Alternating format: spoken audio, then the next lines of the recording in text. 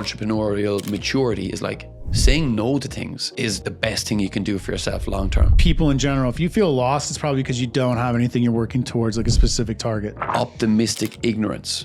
They just think they can do it themselves. They mistake that for like progress. Welcome to this episode of the Balanced CEO podcast. I'm lucky enough to have Gary. He is from Ireland. Where exactly? All the way, yeah. All the way. Where exactly are you from in Ireland? So I'm from the southeast of Ireland in a small enough city. Okay. About 50,000 people. So I don't know if that's like we would call that like a town, I think, here in America. It's like a normal suburban bed and breakfast type of town, bedroom town. Do you guys have those type of terms? Yeah, we got that. Yeah. But we are the oldest city in Ireland. Really? Okay. Yeah. And we are more widely known for producing some of the best crystal in the world. So we actually developed the millennial crystal ball in 2000. I thought of a completely different crystal. So no, I not that type of crystal. Yeah. So yeah, a lot of people travel over from the States and visit the Waterford crystal factory and do a big tour. So that's our claim to fame. That's right, Waterford. Okay, Waterford. That's right. And we are a Viking city also. Oh, that's amazing. Well, that would explain you're about 8 feet tall. Yeah, that's about right. Yeah, there's a bit of blood in there. Yeah. So is Waterford, like the town I live in called Tracy, it's what we call a bedroom town, meaning that most people commute. They're there for the beds. They're there for the home. They're not really there for, like you said, the scenery or the history or anything. They move there because it's a place they can raise a family, and then they commute to a major city for work. Is that similar, or you guys have the industry there? Yeah, I'd say that would be a good description. So if you're a decent high achiever, you will move to Dublin first. Okay. Right? If you want to put it in that side. And you will make a name for yourself there. And then when you're sick of the busy, ongoing concrete city of Dublin and you have a family to raise, you move back to Waterford. Right. You move back to the bedroom, extra bedrooms, backyards, all the things where you can safely raise a family. Okay, yeah, exactly. Yeah. And we're a coastal city. So we've got like a 9-mile beach sitting on us, lots of coves and areas. So it's a real lifestyle city. So people like to come back there. I love that. That's honestly where most people, I think, especially when you start having a family, it's like all of a sudden those things become far more important than how close is the nearest bar or, nightclub and all the things that in your 20s, you go out to a major city for. So now you have to remember you're in Ireland, so you don't need to travel too far for the closest bar. You could probably turn your eyes to the left and find one pretty quick. So right. What I mean is, the nightlife establishments. Right. I think the bars are still similar where we live, but I think it's in our suburban towns, the bars aren't as plentiful, but when you're in the cities, right, it's like a stone's throw to any bar. Exactly. Yeah. No, it's definitely a slowed down pace for sure. It's a nice lifestyle city if you want to call it that. Yeah. So you're here for a multitude of reasons, right? In Chicago for the Two Brain Summit. You are a gym owner yourself. So you're a member of the Two Brain mentoring community. Yeah. You're also a mentor. So you mentor other gym owners internationally, correct? So all over the place. And then you're also a part of the Two Brain sales team. So you're someone that people can reach out to if they're interested in joining Two Brain. That's exactly it. So when someone asks me what I do, I find it very difficult to tell them. I found it very difficult. I think we spent the whole walk here in the hallway trying to figure out exactly how many hats you wear. So I can tell you, I'm single, and ever since I've gone on dating apps like Hinge, that's a long, long conversation in the very first part because women like to know what you're doing. I'm like, all right, buckle up. You got 5 minutes, I'll tell you. Yeah. Right? So yeah, you're right. I mean, my journey has evolved over time. So yeah, I own 3 gyms in Ireland, a CrossFit gym, a semi-private coaching facility, and a kind of an executive coaching business. You would think I would like to make things easy by doing the same type of business. That's not how I roll. I like to make things as complicated as possible and try to design 3 different types of businesses with different playbooks. So that's how I started Gym Game. But to your point, it has been a great learning experience over the last, 13 years of gym ownership. Is that experience has led me to being a mentor, right? And by being involved in gyms for so long and different varieties of gyms, that pain of growing all of those independently definitely has helped me with mentoring people around the world with different types of gyms. Yeah, I mean, and I think we kind of share that same plight in terms of like we love to wear multiple hats. We have, if we have a scratch, we're gonna itch it, and it's that for us that means we're probably turning into a business For sure. Yeah, for sure. I mean, for me, so a bit of background on myself, like I've built the business from like boot camps. I built it up then into a bigger space. I've always kind of liked to evolve like my offering to something else. My education that I did a master's in entrepreneurship and enterprise. So like my probably strength is creativity. So like what I love doing is creating things. So like, bringing it back to a serious note, designing these businesses, I've always tried to look at, I think it was Better as Cooling, where I would have maybe robbed this from originally. It was like trying to fish in the blue ocean, right? Like always trying to create an offering or a value proposition that's different to like the market itself. So, when we had the big CrossFit gym going, that was going really successfully. It was like, okay, well, how can I create an offering that's going to attract people that aren't coming to my CrossFit gym, like the already semi-fit type of people? And that's where Studio One came from, which is a private training studio. It was to get people who wanted high touch points, a lot of accountability, like a lot of face time, a lot of privacy as an offering. And then we kind of created that without much of a playbook to help people that are afraid of gyms. The people that say, I don't like gyms. I was like, perfect. And we're perfect for you, right? Because we're not a gym, right? And that was kind of the creation of that one. So very boutique is like a word I use often for that, is like, they want that boutique, white glove service is another phrase that we use here in the States. Is like, the butlers that come out with the white gloves on. That's that very much that white glove experience of like, tons of touch points, tons of extra service, tons of hospitality. Definitely. I think in the last number of years, though, what we've seen is people are doing the white glove boutique just to look sexy. Right. The nice lighting and like the design is like to be pretty. Our concept was designed to like get better results. Right. So like the high contact point was like, I need to be checking with you daily, because if I leave you more than 24 hours, you're going to eat shit. Right. Like, so if I don't have a detailed plan for you, you're going to like go off track. So tactical versus visual. Exactly. Like, so I needed to be talking to you daily. Like every day we're touching points. Every week we're checking on your progress. Every month we're measuring your progress before. Every week we're checking what didn't go well. Because what we found with this type of client, if we gave them the 2-week check-in or the 90-day sprint, like in our CrossFit gym, like they're not progressing at the rate that they wanted, and like ultimately we weren't going to serve them well. So no, they're not action takers. They're not systematic humans that are going to just stick to a plan. They need someone to kind of constantly, like a bowling alley with the bumpers on the sides when your kids are learning how to bowl and it bounces back and forth. It can never go in the gutter. Exactly. That's essentially what you've built for them. Ideally, what we had is when we used to draw like our client journey and explain to them where they were on it, was I defined it in a way of like, hey, like you're a dependent client right now, which means you need it booked in time. You need to show up when someone's waiting for you. You need the accountability. So we used to map it out and say, hey, look, you're at this point in your journey where we call you dependent. Our goal is to get you to semi-dependent, and then eventually like to an autonomous client. And so like we would show them the layers of support that would drop off as they hit these milestones, so they could see a very clear path of like, okay, if I've got a good relationship with food and I'm showing up consistently, and now I can be flexible with my training, I can now move to the next step, and then I can move to the next step. They can always go back, but at least they could see a journey towards like, hey, I'm not going to be stuck in this position forever. There's a pathway for me to get there.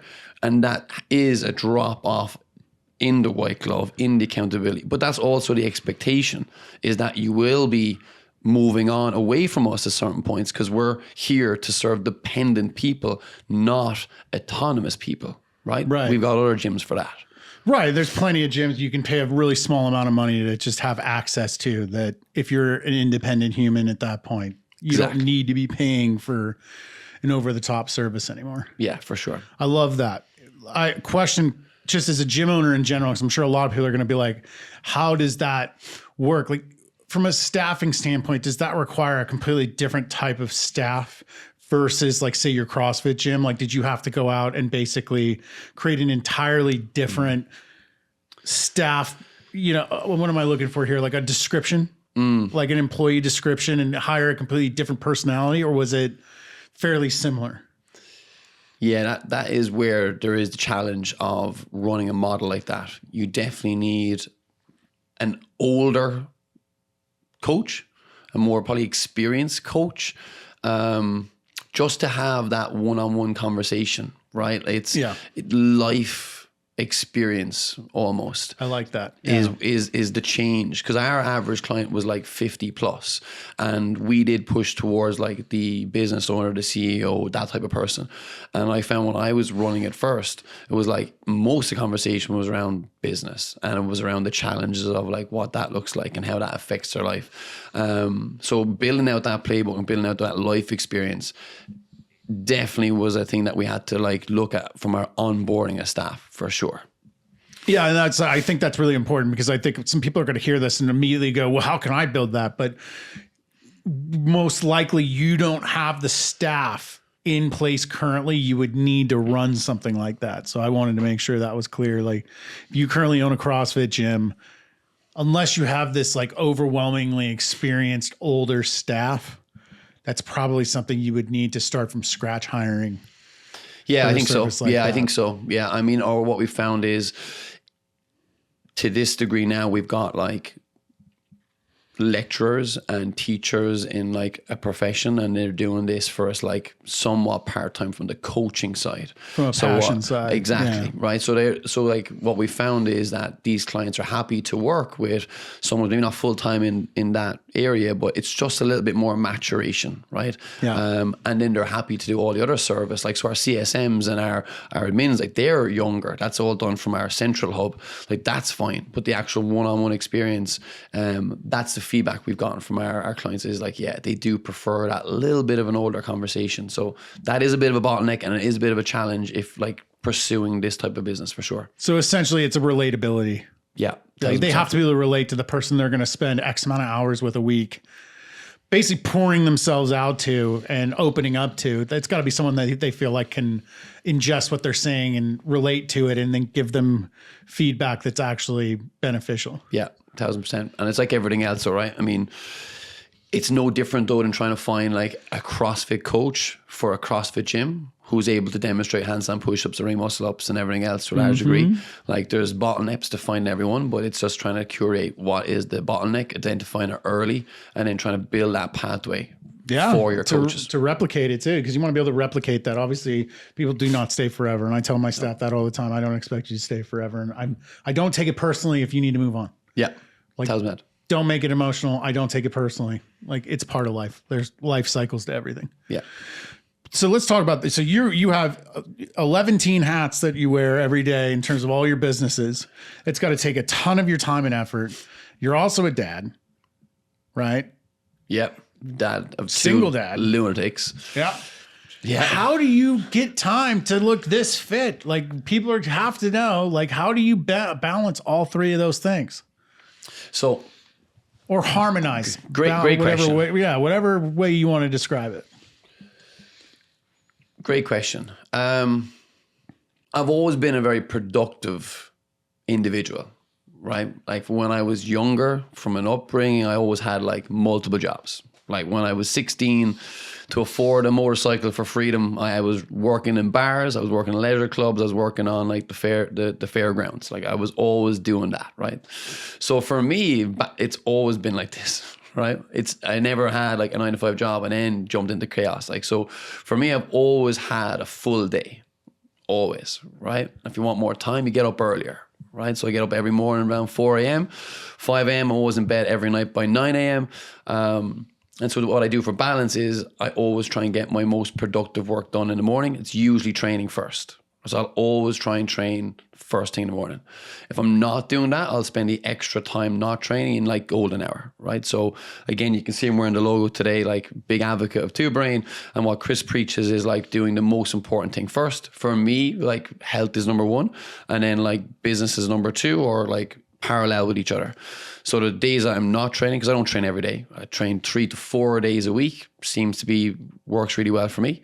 And I try and always get out of the way before anyone else looks for me, right? Like no one is looking else for me at 5 a.m., right? If they are, there's probably also equally something wrong with them. Yeah, all hell is, that and all hell is probably broken loose. It's probably a massive emergency. Right, yeah, exactly. Massive emergency. So very rare. I don't think it's ever happened. So I'll always try and get it done by 6. Then I'll get my food, I'll get myself organized, and then I'll always prioritize what's next. So my next thing is then make sure my emails are ready, make sure that like the team is doing their thing.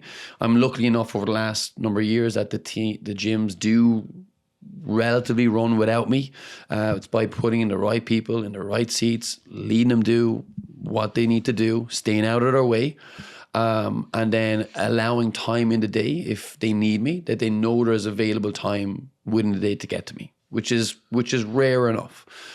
And then it's like I prioritize my time for my mentor calls and then the sales calls for Two Brain.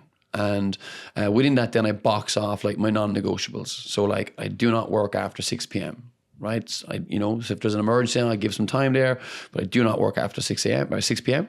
And then that's when I recover. That's when I eat. That's when I like take my next 3 hours in the evening then before I go to bed. Yeah. And I do that Monday to Friday. I take weekends off and it's great. Obviously, you're finding time to be a dad too. Like the kids want to hang with dear old dad. I mean, I don't know if they're old enough now to where you're not cool anymore, but no. So within that working day, like there's 2 times during the week where I have the kids. Because like we said earlier, I'm single dad now, so I take them every Tuesday. I pick them up from school every Tuesday. I have them for the day. I usually have them every Friday, and I have them like every second weekend for a full weekend. So we try and make the most of those times as well, right? Love it. Yeah. So it's a huge priority for me to do that. But at the same time, there's certain responsibilities that I have that, require me to also do the thing of work as well. Right? Yeah. So I get it. I pick my kid up like 3 days a week and it's great. Like, those afternoons, whether he's got activities or not, it's always fun to just have some dad-son time before mom gets home. Yeah, exactly. Oh, I mean, it's a huge priority, especially as they get older, right? So, I mean, Freddie is the youngest, Noah's the oldest, 9 and 4. There's a limited amount of time with them. So like when I'm with them, and this has probably been the biggest thing since I've been working with Tinker, the higher group that you're familiar with in Two Brain, is like buying back the time. Right. So like, I'm probably more present with them now when I'm with them than ever before. There's no work. There's no phone when I'm with them. So even though you could look at like the time availability is less maybe than before, the quality of time is dramatically improved because you make use of that time when you're there. There's no checking emails. There's no answering the phone. Like that does not happen when they're there. So like if anything, the relationship has grown significantly in the last year or two since that, because you're intentional with your time now more than ever. That's still something I'm struggling with. And, my biggest fear is my son turning to me and going, "You're always on your phone." So I'm trying to really work on not being on my phone when I'm around him. Because I'm deadly afraid of hearing "you're always on your phone. Why are you not paying attention?" Well, I can tell you something. This might be a good story and maybe someone will get a lesson from this. One of the reasons why I stayed coaching executives in the studio for as long as I did was I was getting lots of experience. So like I said, the youngest guy was coached probably 50, the oldest guy was like 60s, 70s, right? And there was one guy had sold his business for like 50 million, whatever it was. It was something big anyway. And we were chatting away one day and he said to me like, what's the goal of this place? Is he going to scale it to many more places or whatever? And I said, well, I'd like to scale it to the point, but I don't want to take away like my availability of time for my kids, right? Now, I won't use his name. This is not his name, right? So I'm going to call him John. But when I said that to him, it was about 2 years ago, he said to me, I could see when I said the whole thing about like not sacrifice my relationship with my kids, and I could tell straight away it punched with him. And he said to me, "Gary, my kids call me John. They don't call me Dad." And I remember thinking, oof, that's a heavy burden. Now, he has a really good relationship with his kids, right? I knew them both well. I got to meet them. But it was so weird when I met them and they were like, oh yeah, John's company, like, you know, it's mad how it works. And they're like, John. And yet they had no idea. They're oblivious to the fact that they would love for them to call him dad. But he told me, he said, I always worked. I was always on my phone. My wife did the kids thing. I produced, I worked, I provided, but I was never there. And I can still, like, this guy's in his 60s now, like late 60s, he's now retired. He's like made enough to buy them houses and support them. They have a great relationship, but he would love them to call him dad, and he'll never get that. That's like one of my greatest fears, is to not have a father-son relationship and end up having this, like, I don't want to say friendship, but it's like, that's what it ends up becoming, right? Because you lost that father-son time when they were a kid. So now they're adults, and now it's more of a friendship. It's not familial. It's not that hierarchy. It's, it's my pal, my older pal that, like, financially helps me out when I need it and gives me some sage advice here and there. But, like, ultimately it's not my dad. Yeah. I mean, like I said, they really respect him, and I've met, like, I've met these guys. They love him, like, you know, they do. But the fact that, you know, he had that much of a disconnect has reminded me, like, when, you know, my kids do this kids sports day, like, they're a huge priority for me. Like, my son had his first running race recently, you know, and I arrived there and his eyes lit up and I was like, this is why I'm here. Yeah. Like, this is a moment. Like, he's at the age now when we walk down the street and I put my hand on his shoulder, he's like, get off me, Dad. Like, you're embarrassing me. You're embarrassing me. Like, 6 months ago, he was like snuggling in, but already he's like, ugh. But this day when I was there, he, like, came over, gave me a hug, snuggled in, and I was like, these are the moments that are essential. You can't miss. Yep. And when I do sales calls for Two Brain and I talk to gym owners about this, and when they say to me, like, oh, I'm getting by, and I'm really busy, and I don't really see the kids, or whatever, like, I'm like, you have no idea. Like, the only resource you have that's finite is time. You don't get back that missed athletics day. You don't get back that missed, you know, first play. And they're the things they remember. And you think they won't remember because they're so young. You think you'll get that time later, but you don't. No, and they may not remember specifically why they feel the way they do years later, but it was that moment or a string of those moments of not showing or choosing something else or telling them, I'm too tired, I'm too busy, I'm too this, that stacks up to that moment of, like, now I feel a certain way. And yeah, you're right. They might not remember its specifics, but you built that through your decisions and your priorities and your prioritization. I'll never forget. I went to Jason Kleba. He's here. I go to his fundraiser every year. So I usually go the night before because he does, like, a men's club workout the morning of 6 a.m. The way I'm driving the 2 hours that morning. So I go stay at the hotel, do the men's workout. Well, my son got a game rescheduled for that day. So I told him, I was like, hey man, I'm going to go back, get coffee. And then I got to drive 2 hours back to Tracy, or hour and a half back to Tracy, go coach my son's game, and then come back tonight for the fundraiser. And he's like, nah, you're not doing that. And he's only 6. I'm like, no, I'm doing that. I told my son, my rule is if I'm within driving or capability to get there, I will get there. Whether it means taking an earlier flight, leaving the night before, driving to and from for 3-4 hours, whatever it takes, I'll be there if I can make it happen. And sure as shit, went out, coached, came back, and he and I are taking a photo with a friend at the event, and he whispers in my ear, did you really drive all the way back to Tracy for your son's game and then drove all the way back? And I said, yes, I wasn't lying. I literally drove back, and then my wife, who hadn't come out yet, picked me up, and we drove back together. Yeah. So it's like, and I know my son knew about that because he knew I was gone the night before. So, like, he may not understand the entirety of the effort that went into it, but he knew it was special for me to be there. at 6 years old. Like you can tell when they're having those moments where they're like your son snuggling into you, and he's at that age where he's like genetically being told in his brain to push you away. Yeah. But he fights that because that's his way of showing how much he appreciated you showing up. And I mean, look, some of this is coming back to this whole Studio One thing is, to be congruent to what I'm trying to help other business owners do, be it sales with Two Brain or working with people on Studio One, was like, ultimately at this stage, like, I was like the most amateur CrossFit athlete, if you want to call it that. Now I just train to be an optimized owner, an optimized dad. Like I want to be there, present, energy. We see business owners pour everything so much into their business and then leave 10% for the family at home. Like this whole conversation has led to how do you do it all. It's like you have to prioritize your energy exchange. You have to prioritize, like, the days I know I'm going to have my kids, I'm going to make sure that morning is light. I'm not going to have the hard, difficult solicitor talks in the morning over something on a Tuesday when I'm picking them up at 2 p.m. when my head is all going around. I'll make sure that I've like pre-booked my calendar well in advance, that I'm not doing hard things today where I'm depleted when I'm with them. Yeah. And that's just so important, right? But I do think it comes with time. I think it comes with experience, and excuse me, when I think it's like an education point, it's something that I've been working with on the lifestyle quadrant with Two Brain of like, hey, I need to get like what really matters in order here.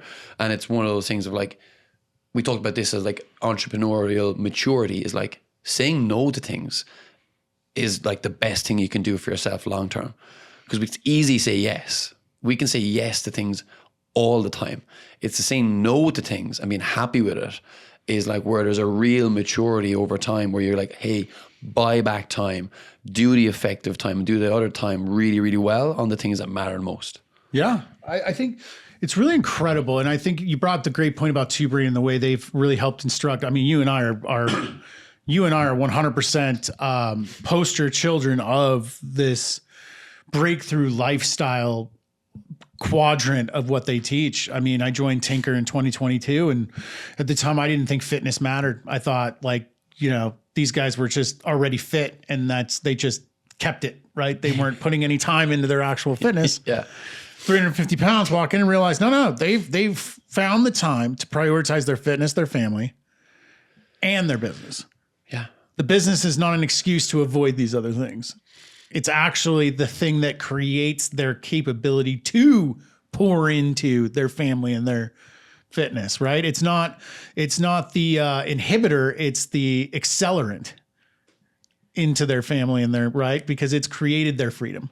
Yeah. I mean, I often say to business owners, I'm like, you are the USP, like you are the unique selling point of your business. I love that. If you are compromised over optimized, like that spills into everything else. If you're broken down from work, you think you're going to just like switch the light thing on and go like, hey family, like how was your day? Well, it was amazing. Like you're lying to yourself, right? And then that you can only keep that show for so long, right?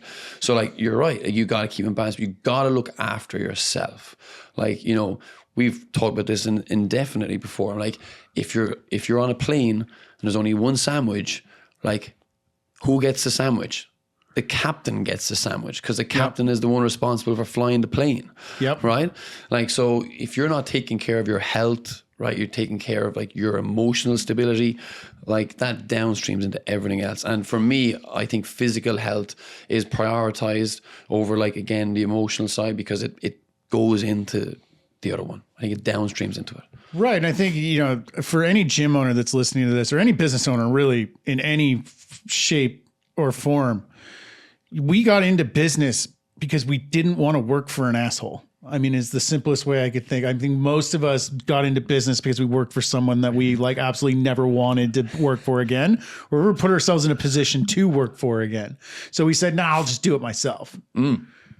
Well, then we end up being an even worse boss, because no one can talk worse to us than ourselves. Like our inner dialogue is probably worse than anything anyone could personally say to us, because no one knows us better than ourselves. So you're sitting here and you've created this business that's supposed to give you all these things you want, but all it's done is just built like a cage. Right. Yeah. And it's pulling you further and further down away from these things that you want. And you just continue to, you continue to talk to yourself and tell yourself, oh, it's fine. It's fine. It's fine. I'll fix it tomorrow. I'll get it better tomorrow. I'll get more time to my family tomorrow, or I'll get to that workout tomorrow. I'll go sign up for the gym tomorrow. How do you help people like that? When you sit down with someone in the Two Brain sales, but we're just thinking generically here, any business owner, like, what is the first thing you tell them of like, this is what you need to do? I think the first thing that a lot of people struggle with is, first of all, they haven't got a destination of where they're trying to go. Yeah. Right? Yeah, that's huge. Right? Like they're like, they don't know. Like, it's not granular. Like they don't know where they want to go. Like, again, this is really fresh in my mind because I had this conversation with a guy today. He's actually from Ireland. I was like, hey, let me ask you this. I was like, when you were coming to Two Brain Summit, Chicago, like June 7th, you made a decision that you wanted to be in Chicago. You knew the dates. You probably didn't really know how to get there after that. Like, you don't know how to fly a plane. Bring back that analogy, right? Right. Like, you just knew if I get on the plane, it'll take me there, right? But you knew where you wanted to go, right? But the problem for a lot of people is they have no destination. When they get on a call, like, what do you want? I want to grow the business. What does that mean? I don't know. I want more money. How much more money? I have no idea. Like, what help do you need? I don't really know. And Alex Hormozy would have said this before, is like, we meet a lot of people with this, especially in the early stages, like optimistic ignorance, right? They just think they can do it themselves. I can do this myself. I just keep working away. If I'm busy, I'm wearing the badge of honor, I've been busy. They mistake that for like progress. And then over time, we get then the informed pessimist, right? They're now like, oh shit, everything's fucked and no one can help me. I did a mentorship program before, didn't work. Why are you any different, right?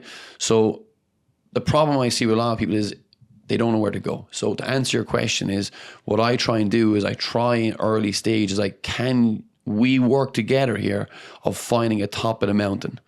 Let's work for the next 15 minutes of finding out what your destination looks like. Now let's talk about how it's going to actually help you.